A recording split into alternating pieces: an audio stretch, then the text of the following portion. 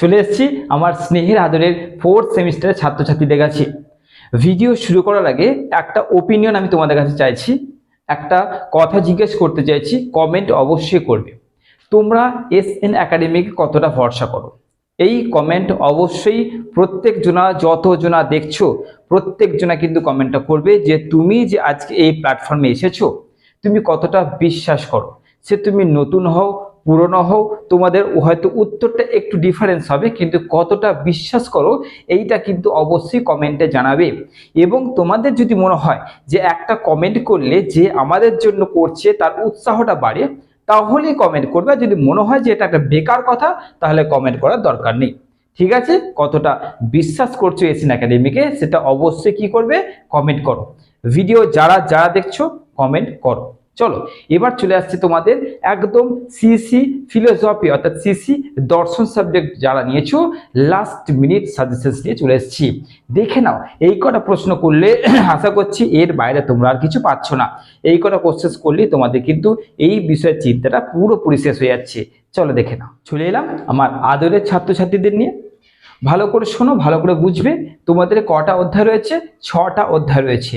এই 6টা অধ্যায় থেকে প্রত্যেকটা পার্ট, প্রত্যেকটা বিভাগ থেকে আমি তোমাদের যে কোশ্চেনগুলো দিয়েছিলাম লাস্ট মিনিটে, তাদের থেকেও বেশি ইম্পর্টেন্ট যেগুলো আছে সেইগুলো তোমাদের সামনে আজকে তুলে ধরছি।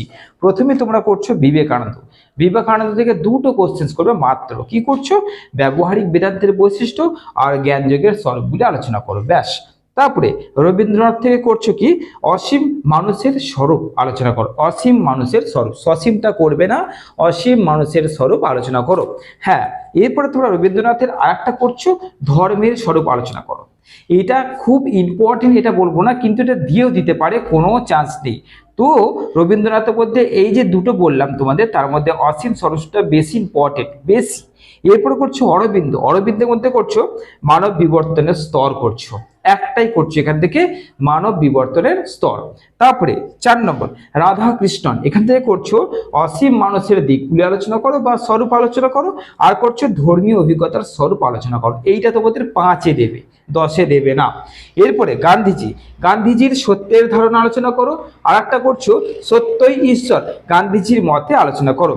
তারপরে লাস্ট করছো ইকবাল। ইকবাল থেকে তোমাদের আমি একটাই দিয়েছি, যেটা হচ্ছে জগতের স্বরূপ আলোচনা করো। কারণ ঈশ্বরের মানে অস্তিত্ব আর আত্মার স্বরূপ তোমাদের অলরেডি পড়ে গেছে।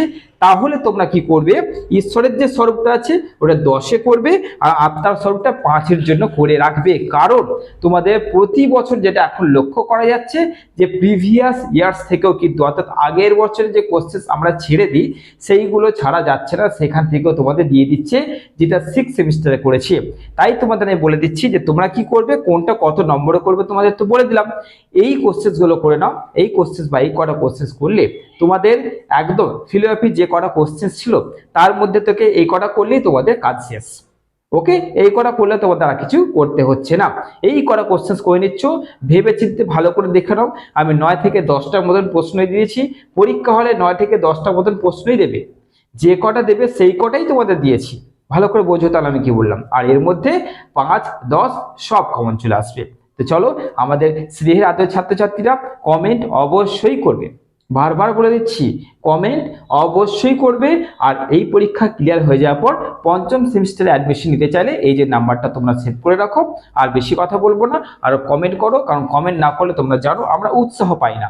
কমেন্ট করো। ওকে, চলো ভালো থেকো, সুস্থ থেকো।